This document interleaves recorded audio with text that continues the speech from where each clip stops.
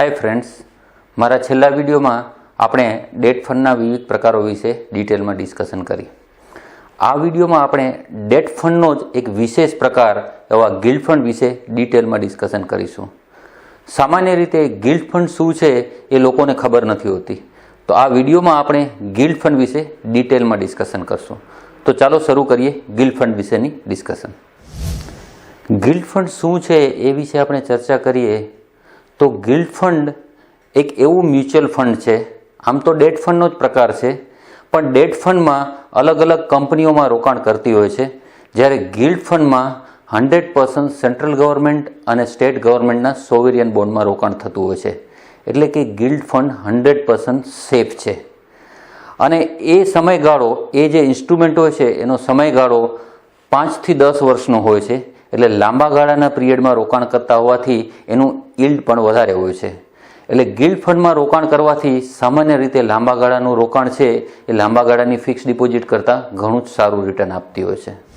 હવે ગિલ્ડ ફંડના આપણે basic character વિશે ડિટેલમાં ડિસ્કશન કરીએ કે ગિલ્ડ ફંડના શું કેરેક્ટર છે। તો પહેલું કેરેક્ટર એ છે, મેં આપને જણાવ્યું એમ એક ડેટ મ્યુચ્યુઅલ ફંડ છે, परंतु एमां अलग अलग कंपनीओनी फिक्स्ड इनकमवाड़ी सिक्योरिटी में रोकाण करवाने बदले मात्र स्टेट और सेंट्रल गवर्नमेंटना फिक्स इनकमवाळा सोवरियन बॉन्ड में रोकाण थाय छे। बीजू केरेक्टर ए छे कि गवर्नमेंट सोवरियन बॉन्ड में रोकाण करे छे ए इन्वेस्टमेंटना ड्यूरेशन्स 8 થી 10 वर्षना होय छे। एटले कि मोडिफाइड ड्यूरेशन्स 8 થી 10 वर्षना होय छे। सामान्य रीते फंडनुं मोडिफाइड ड्यूरेशन्स वधारे होय त्यारे व्याजनो दर पण वधारे मळतो होय छे। त्रीजू केरेक्टर ए छे कि गिल्ड फंड जे सिक्योरिटी में रोकाण करे छे तेनुं क्रेडिट रिस्क 0 छे। एटले कि हमणां आपणे जे फ्रेंकलिन में 6 स्कीम में जे इश्यू आव्या एवा कोई पण इश्यू आमां आवी शके नहीं। ते उपरांत जी अने ILFS ना जे क्रेडिट रिस्कना इश्यू आव्या अने एने कारणे जे NAV में घटाडो आव्यो एवुं कोई ज रिस्क गिल्ड फंड में नथी होतुं। गिल्ड फंडनुं चौथुं केरेक्टर ए छे कि एनी इनकम उपर इनकम टेक्स જ્યારે રિડમ્પશન કરીએ ત્યારે જ લાગે છે, અને એ પણ જો સિક્યુરિટી આપણે 3 વર્ષ સુધી હોલ્ડ કરેલી હોય તો લોંગ ટર્મ કેપિટલ ગેઇનનો ઇન્ડેક્સેશનનો બેનિફિટ મળે છે, જેથી ઇફેક્ટિવ ટેક્સ રેટ ખૂબ જ ઓછો થઈ જાય છે ફિક્સ ડિપોઝિટની સરખામણીમાં। ગિલ્ડ ફંડનું પાંચમું કેરેક્ટર છે કે ઇઝી એક્ઝિટ મળી શકે છે। ગિલ્ડ ફંડની રોજની NAV ડિક્લેર થતી હોય છે, એટલે જ્યારે પણ આપણે સેલ કરવા હોય ત્યારે વિધિન 24 અવર્સમાં રિડમ્પશન થઈ શકે છે। હવે આપણે ગિલ્ડ ફંડ અને ડેટ ફંડ વચ્ચેનો ડિફરન્સ સમજીએ તો ગિલ્ડ ફંડ અને બીજા ડેટ ફંડ વચ્ચેનો મેઇન ડિફરન્સ એ છે કે ડેટ ફંડમાં અલગ અલગ કંપનીઓની ફિક્સ ઇન્કમવાળી સિક્યુરિટીમાં રોકાણ કરેલું હોય છે, જેમાં મલ્ટિપલ રેટિંગવાળી કંપનીઓ હોય છે, જેમ કે AAA, AA, A+, B+, અને એમાં જેનું રેટિંગ નબળું હોય તેમાં ક્રેડિટ રિસ્ક વધારે થાય છે। અને જ્યારે આવી કંપનીઓ બેન્કરપ્ટ થાય ત્યારે એ કંપનીઓમાં જેટલા પર્સન્ટેજ રોકાણ કરેલું હોય એટલા પર્સન્ટેજ NAVમાં નેગેટિવ ઇફેક્ટ આવે છે। રોકાણ કરતી વખતે પોર્ટફોલિયો ક્વોલિટી જોવી પડે છે, અને આમ જો ન કરવામાં આવે તો ILFS અને ફ્રેન્કલિનના જે ઇસ્યુ થયા તેવી રીતે ડેટ ફંડના રિટર્ન ઉપર નેગેટિવ અસર આવે છે। જ્યારે ગિલ્ડ ફંડમાં આવું કોઈ જ રિસ્ક નથી, કેમ કે 100% રોકાણ સ્ટેટ ગવર્મેન્ટ અને સેન્ટ્રલ ગવર્મેન્ટના સોવરિયન બોન્ડમાં હોય છે। તો બીજા ડેટ ફંડ અને ગિલ્ડ ફંડ વચ્ચેનો આ એક મેઇન ડિફરન્સ છે સિક્યુરિટીનો। હવે ગિલ્ડ ફંડના એડવાન્ટેજીસ વિશે ડિસ્કશન કરીએ તો ફર્સ્ટ એડવાન્ટેજ એ છે કે 100% ગવર્મેન્ટ સોવરિયન બોન્ડમાં રોકાણ કરે છે, એટલે કે મૂડીનું કોઈ જોખમ નથી। બીજો એડવાન્ટેજ એ છે કે post tax return fix deposit કરતાં ઘણું વધારે મળે છે।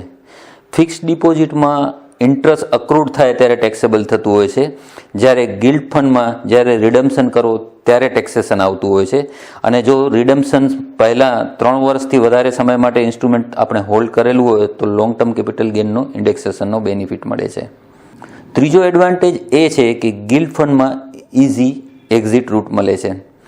ફિક્સ ડિપોઝિટ તમારી જે ડ્યુરેશનની હોય ત્યારે મેચ્યોર થાય ત્યારે જ પૈસા મળે છે, અને જો પ્રી મેચ્યોર કરાવો તો ઇન્ટરેસ્ટનો લોસ જાય છે। જ્યારે ગિલ્ડ ફંડમાં day to day NAV declare થતી હોય છે, એટલે 24 કલાકમાં તમે રિડમ્પશન કરી શકો છો, અને જે NAV ડિક્લેર થયેલી હોય એ પ્રમાણે રૂપિયા મળી શકે છે। ચોથો એડવાન્ટેજ અગેન સિક્યોરિટીનો છે। કોઈ પણ બેંકની ફિક્સ ડિપોઝિટ, પછી એ પબ્લિક સેક્ટર બેંક હોય કે પ્રાઇવેટ સેક્ટર બેંક હોય, એના કરતાં ગિલ્ડ ફંડ વધારે સિક્યોર છે। ગિલ્ડ ફંડની સિક્યોરિટીને તમે આરબીઆઈ બોન્ડ અને પીપીએફની કમ્પેરિઝનમાં મૂકી શકો છો. ગિલ્ડ ફંડનો મેઇન ડિસએડવાન્ટેજ એટલે કે ગેરફાયદો એ છે કે ગિલ્ડ ફંડના ઇન્સ્ટ્રુમેન્ટનું મોડિફાઈડ ડ્યુરેશન હાઈ હોવાથી ઇન્ટરેસ્ટ રેટ ફ્લક્ચ્યુએશનની ટેમ્પરરી ઇફેક્ટ હાઈ આવે છે, જે લાંબા ગાળાના રોકાણમાં નલિફાઈ થઈ જાય છે. એટલે જો ટૂંકા સમયગાળા માટે રોકાણ કરવું હોય તો ઇન્ટરેસ્ટ રેટ ફ્લક્ચ્યુએશન મુજબ રિટર્ન ખૂબ જ નબળું પણ હોઈ શકે છે અને ઘણું સારું પણ હોઈ શકે છે. એટલે શોર્ટ ટર્મ ઇન્વેસ્ટમેન્ટ માટે ગિલ્ડ ફંડ એડવિઝિબલ નથી. અહીં આપણે ગિલ્ડ ફંડ વિશેની પ્રાથમિક સમજ કેળવી, એના ફાયદા અને ગેરફાયદા વિશે પણ આપણે જાણ્યું. મેં શરૂઆતમાં જ આપને જણાવ્યું હતું કે ગિલ્ડ ફંડમાં ઇન્વેસ્ટમેન્ટ એ લાંબા ગાળાની ફિક્સ ડિપોઝિટના ઇન્વેસ્ટમેન્ટ કરતાં સારું રિટર્ન આપે છે.